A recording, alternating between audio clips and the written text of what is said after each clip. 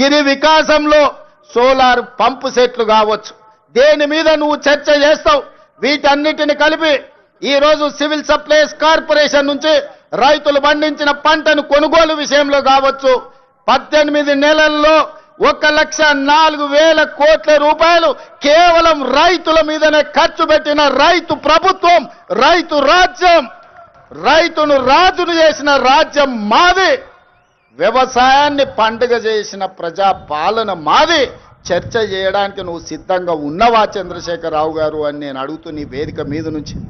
మీరు కాళేశ్వరం ముసుగులో 1,00,000 కోట్ల రూపాయలు మీరు కొల్లగొడితే 18 నెలల్లో 1,04,000 కోట్ల రూపాయలు రైతాంగానికి అందించి రైతులను ఆదుకున్న చరిత్ర మాది.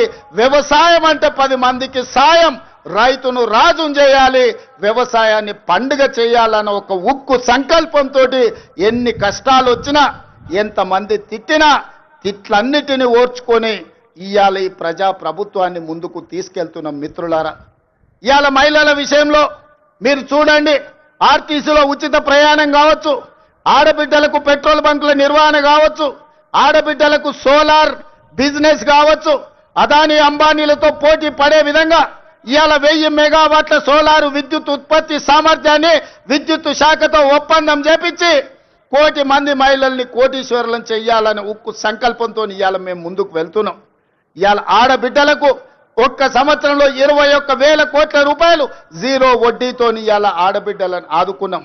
అదే కాదు, హైటెక్ సిటీ పక్కన విప్రో ఇన్ఫోసిస్ కార్పొరేట్ కంపెనీల పక్కన 4 ఎకరాలు శిల్పారామం పక్కన ఇచ్చి 150 షాపులు సెల్ఫ్ హెల్ప్ గ్రూపులు ఉత్పత్తి వస్తువులను అమ్ముకోవడానికి ఇవాళ వాళ్ళకి అక్కడ స్థలాన్ని కేటాయించినాం. ఇవాళ ఆడబిడ్డలు ఆర్టీసీలో ఉచిత బస్సు ప్రయాణం కాదు, 1000 బస్సులను కొని ఆర్టీసీకి కిరాయికి పెట్టుకునే ఆర్థిక స్తోమత ఇవాళ ఆడబిడ్డలకు అందించినాం. ఇవాళ ఐకేపీ కేంద్రాలు 8,000 ఐకేపీ కేంద్రాలు ఇవాళ ఆడబిడ్డల చేతుల్లో పెట్టినాం. గ్రామాలలో ఉన్న పాఠశాలల్ని అమ్మ ఆదర్శ పాఠశాల మీద ఆడబిడ్డల చేతిలో పెట్టి పిల్లల భవిష్యత్తు ఆడబిడ్డల చేతిలో భద్రమని ఇవాళ అమ్మ ఆదర్శ పాఠశాలలు తీసుకొచ్చినాం. ఇవాళ పాఠశాలల్లో పిల్లల బట్టలు ఒకనాడు కార్పొరేట్ కంపెనీలు కుట్టేటి, ఇవాళ వాటిని రద్దు చేసి ఆడబిడ్డలకే బట్టలు కుట్టే వ్యాపారాన్ని ఇవాళ ఆడబిడ్డలకే అందించినాం. ఇప్పుడు పాఠశాలల్లో తిను వస్తువులను, కూరగాయలను, పాలు, పండ్లు అన్ని సరఫరా ఒకప్పుడు వ్యాపారాలు కార్పొరేట్ సంస్థలు చేస్తుంటే వాటన్నిటిని రద్దు చేసి స్వయం సహాయక సంఘాలకు అందించి ఇవాళ ఆడబిడ్డల చేతుల్లో పిల్లల భవిష్యత్తు భద్రంగా ఉంటుంది అని ఇవాళ ఆడబిడ్డలకు అప్పచెప్పినాం.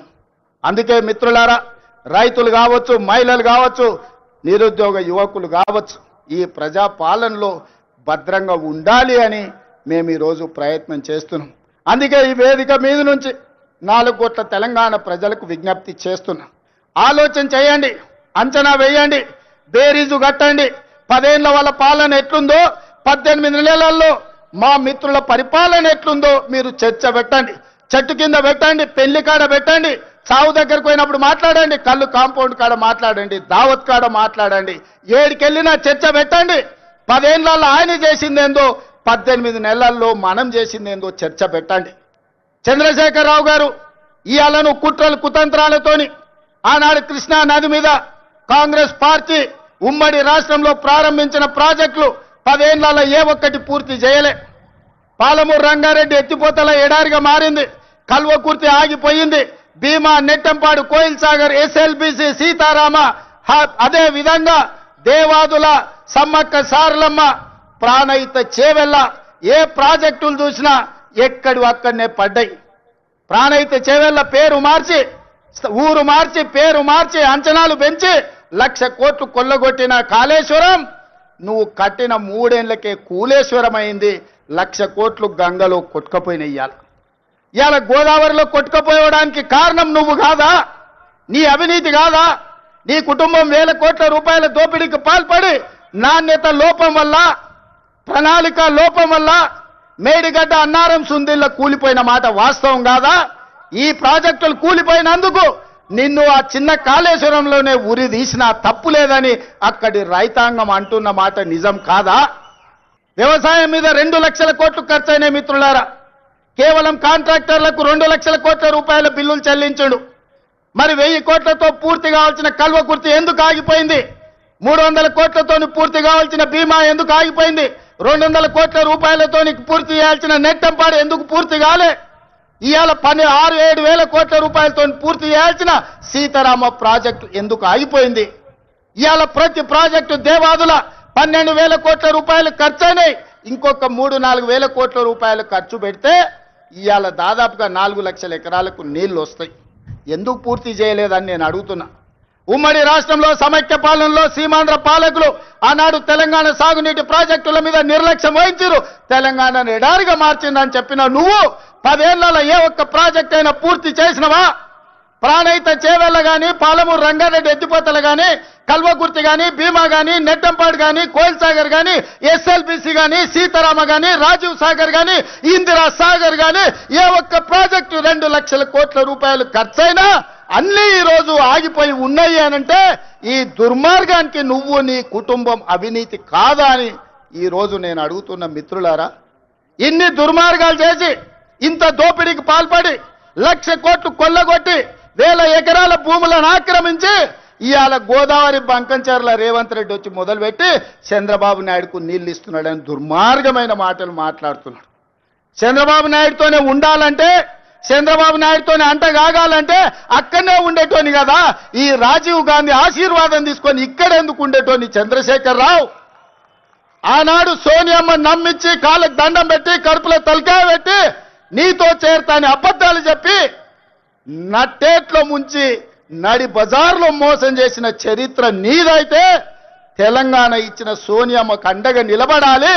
ఆమె బిడ్డగా ఈ తెలంగాణలో ప్రజా ప్రభుత్వాన్ని తేవాలి అని చంద్రబాబు నాయుడును కాదనుకొని ఇవాళ కాంగ్రెస్ పార్టీలో చేరి ప్రజా ప్రభుత్వం రావడానికి మీ అందరితో కలిసి కదం కదం కలిపిన మిత్రులారా, ఇవాళ నేను అడుగుతున్న సూటిగా చంద్రశేఖరరావును, నిజంగా నీకు ధైర్యం ఉంటే, నీలో నీతి నిజాయితీ ఉంటే, చిత్తశుద్ధి ఉంటే గోదావరి బంకంచెర్ల గోదావరి నది జలాల మీద శాసనసభలో చర్చ పెడదాం.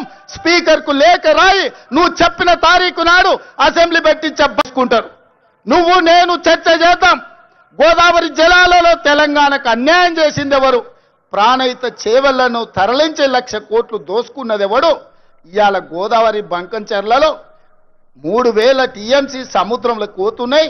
రాయలసీమకు తరలించమని చెప్పింది నువ్వు కాదా? 2016లో మొత్తం వివరాలతో నేను వస్తా. నువ్వు సిద్ధంగా ఉన్నవా? నువ్వు చెప్పినాకనే కదా ఉమాభారతి గారి ఆదేశాల మేరకు చంద్రబాబు నాయుడు గారు 2016లో ఆనాడు జీవో ఇచ్చిండు.